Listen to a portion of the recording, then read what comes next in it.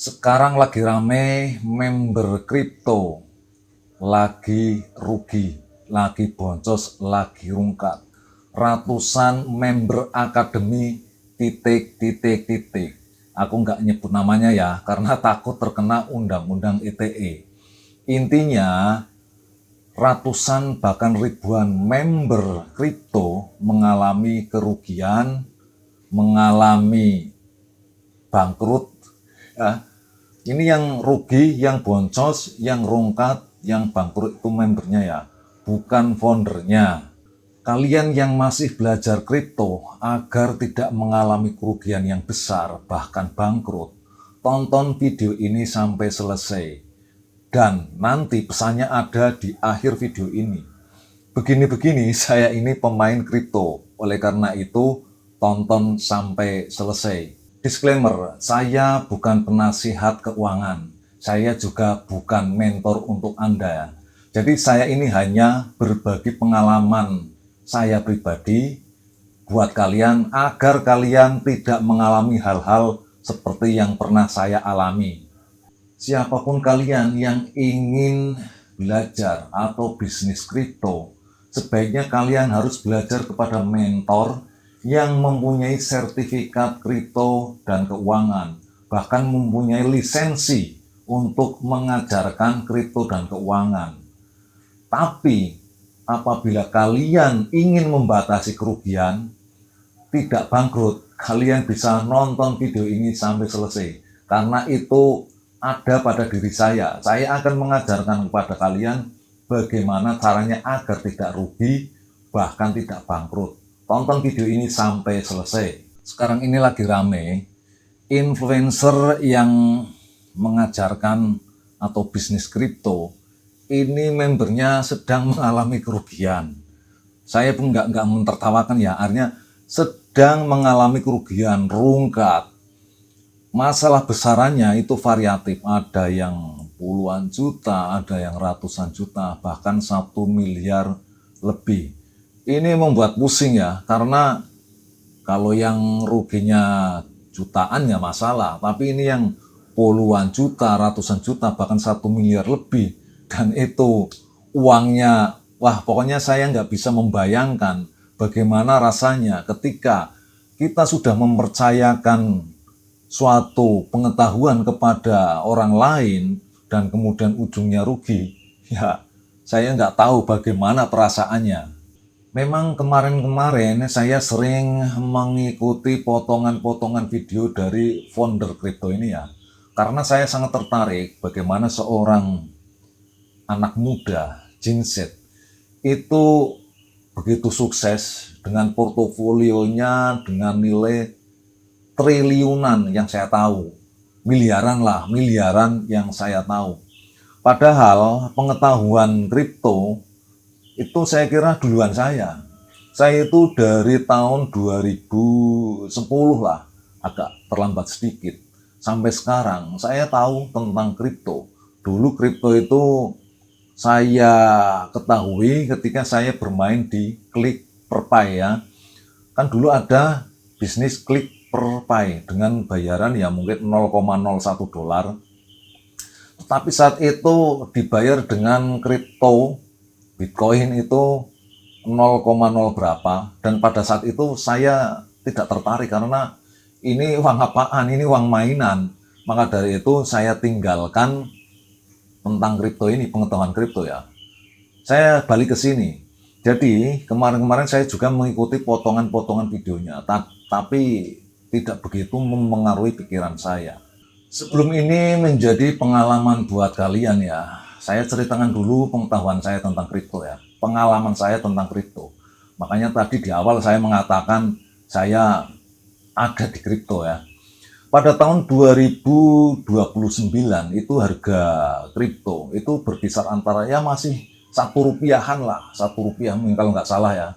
Seperti yang saya ceritakan tadi, aku main di Klik.per.py dengan bayaran 0,01 dolar, 0,02 dolar. Tapi karena dibayar pakai kripto, saya kira uang mainan, ya saya nggak tertarik sama sekali. Dan kemudian dengan waktu yang berjalan panjang sampai tahun 2018, Saya mendengar bahwa kripto tadi yang namanya Bitcoin ini harganya mencapai 58 juta. Wah, saya sangat kaget sih, Pak. Waktu itu aku kaget. Nah, karena menurut saya itu saya sudah terlambat untuk memiliki Bitcoin. Akhirnya aku mencari alternatif. Nah, saya menemukan cryptocurrency yang lain yaitu Dogecoin. Itu termasuk dalam meme coin ya. Saya pada waktu itu membeli Dogecoin itu dengan harga 13 rupiah. Saya mencari investor nih ceritanya nih. Saya mendapatkan 2 orang investor, itu nggak besar-besar amat, ini receh, ini receh.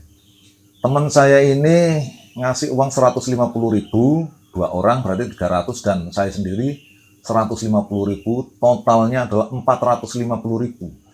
Dengan pembelian sebanyak 14.000. Berarti saya memiliki 14.000 Dogecoin. Pada waktu itu saya membelinya menggunakan pulsa di suatu website yang namanya XP, apalah, saya lupa itu.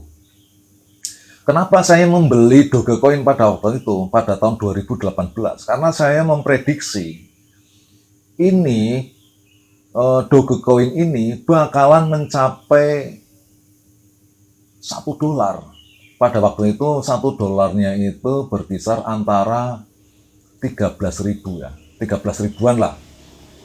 Jadi saya memprediksi harga Dogecoin ini bisa sampai atau mencapai $1 pada waktu itu. Makanya saya begitu antusias untuk membeli Dogecoin, dan itu tadi terkumpul 450.000 dan saya belikan sebanyak 14.000. Akhirnya setelah beriring berjalannya waktu, pada tahun 2020 ini terjadi pandemi COVID ya. Terjadi pandemi COVID.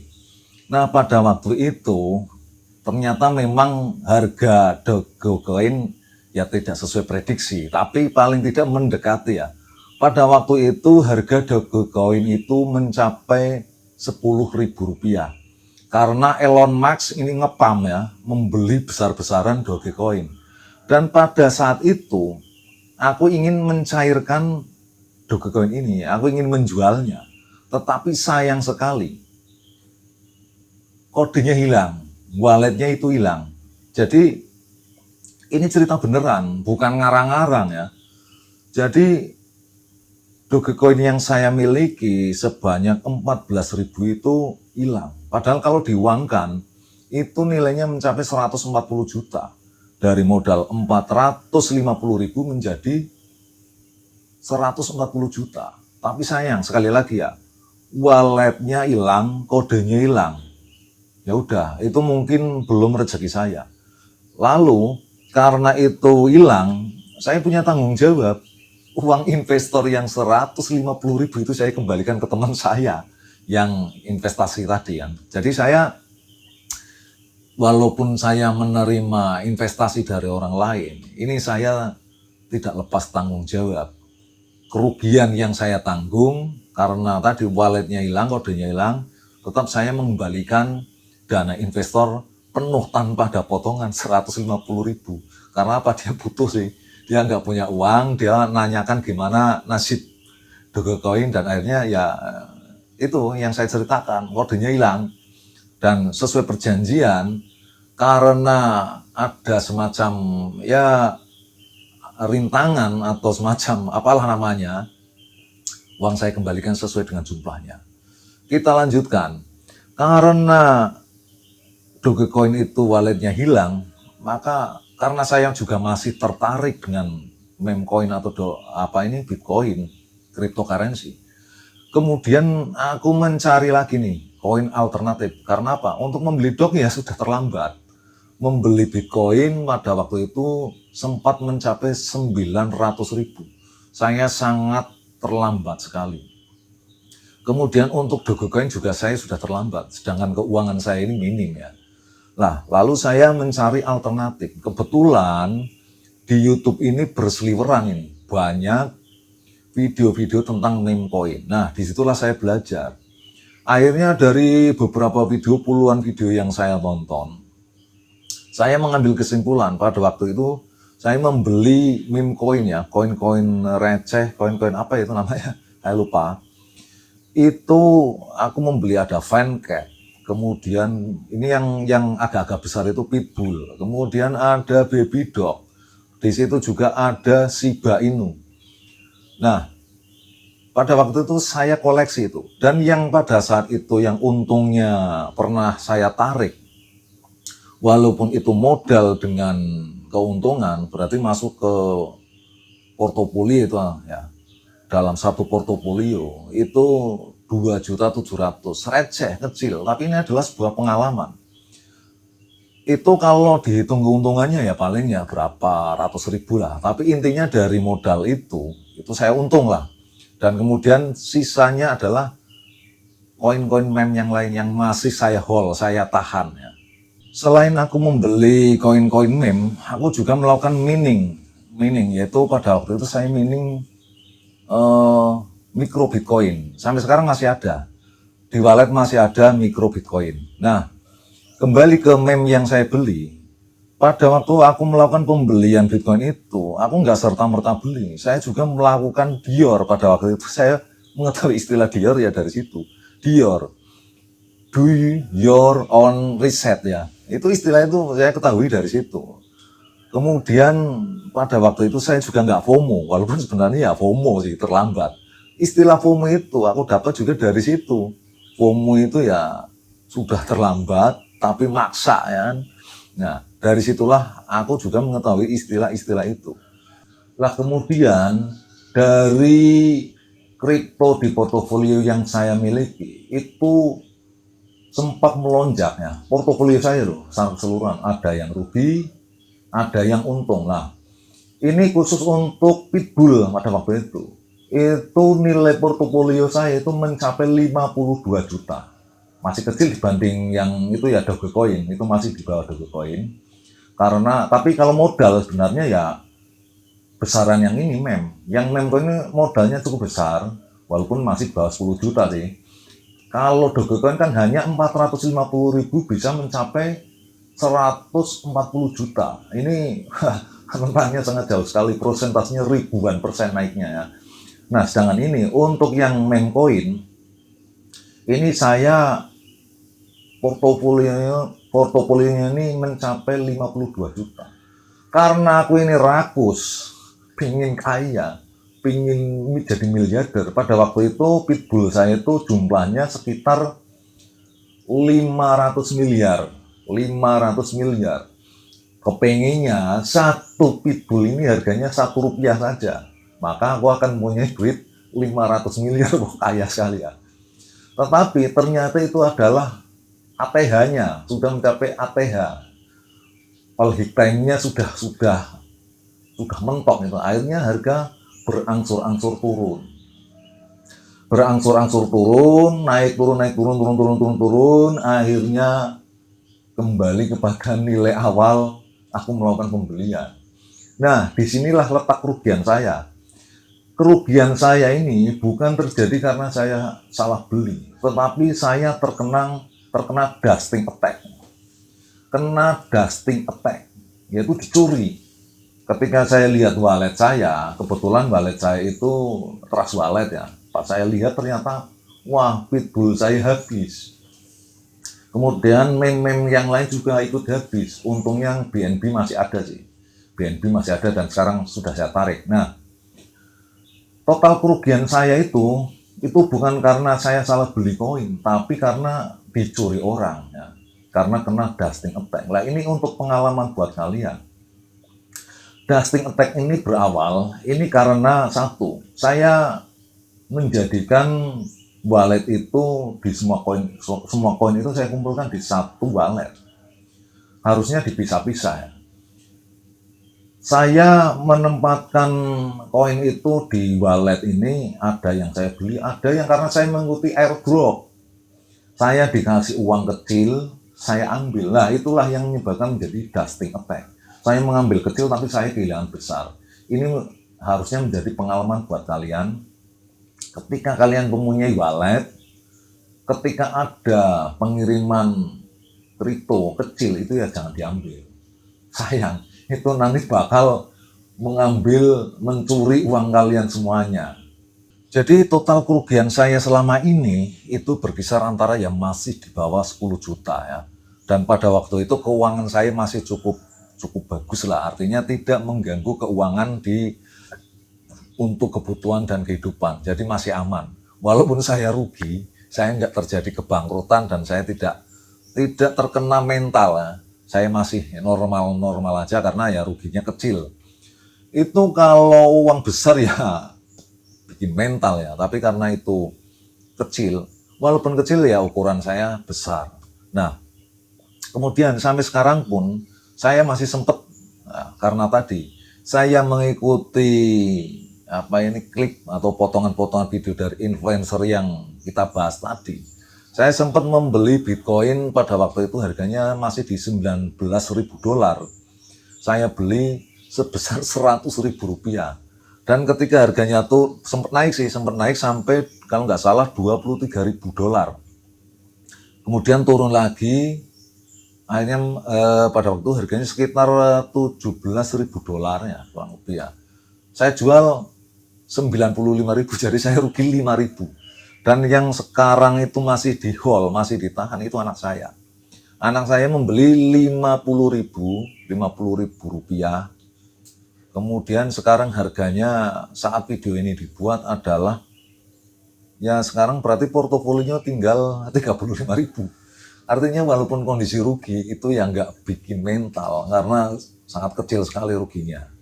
Dari yang saya alami, pengalaman yang saya ceritakan buat kalian, saya di bisnis kripto rugi, tapi saya tidak bangkrut karena kerugian saya masih bisa ditoleransi.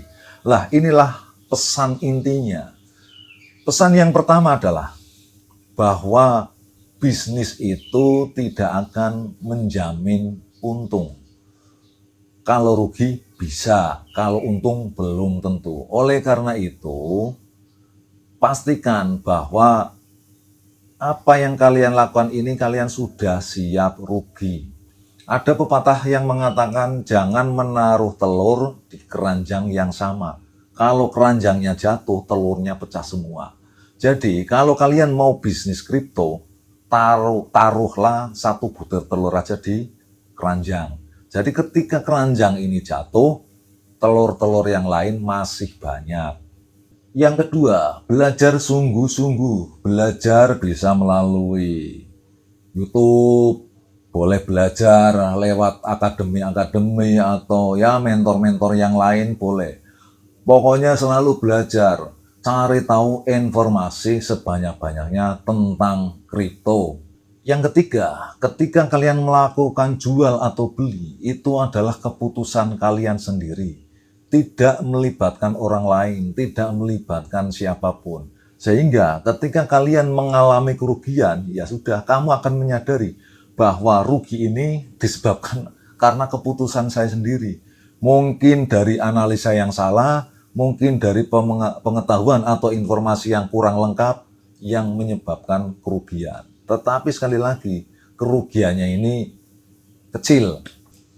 Yang keempat, kalian jangan pernah tergiur dengan influencer yang flexing, yang mereka memamerkan, menunjukkan kesuksesannya dengan menunjukkan mobilnya, kemudian menunjukkan ini loh keuntungannya besar. Kalian jangan pernah tergiur dengan itu. Karena kalian tidak tahu di belakang semua itu apa. Kalian ikutilah kata hati, ikutilah apa yang kalian ketahui. Yang kelima, ini sangat penting sekali ya, karena berhubungan dengan uang. Gunakan uang kalian sendiri, yang kira-kira ketika rugi itu kalian bilang emang gua pikirin. Artinya uang yang rugi itu tidak membuat kalian bangkrut, tidak membuat kalian menjadi terganggu mentalnya.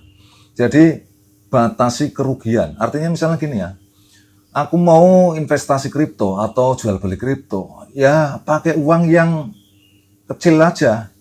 Kalau misalkan punya uang 10 juta ya maksimal 1 juta lah, jangan semuanya. Jangan pernah kalian menginginkan cepat kaya. Itu sangat kecil kemungkinannya, walaupun bisa ya kecil kemungkinannya. Kecuali nasib yang berbicara lain. Itu uang-uang kalian. Jangan digunakan sia-sia. Apalagi tidak didasari dengan pengetahuan yang banyak atau mungkin pengalaman yang banyak. Jadi inilah yang paling penting, itulah uang kalian, batasi kerugiannya. Jangan sampai ketika kalian ini investasi kripto, itu kalian menjadi bangkrut, itu aja. Nomor 6, jika kalian masih tertarik dengan kripto, selalu ikuti perkembangannya, selalu belajar, ikuti terus. Tetapi jika kalian sudah tidak ingin mengikuti kripto, tinggalkan jauh-jauh. Jangan sekali-kali mendekati, jangan sekali-kali belajar lagi, karena percuma. Sebaiknya kalian ya kalau mau meninggalkan ya tinggalkan saja. Dari 6 pesan inti yang saya sampaikan, nanti juga saya tulis ya di deskripsi, nanti di deskripsi video ini saya tulis ya biar menjadi catatan. Jadi dari 6 pesan yang saya sampaikan lewat video ini, kalian seharusnya tidak akan bangkrut. Rugi iya, tapi kalian tidak akan bangkrut. Asalkan apa yang saya sampaikan dari 6 poin itu menjadi acuan buat kalian. Sekali lagi, tidak ada bisnis yang menjamin untung. Kalau rugi, iya.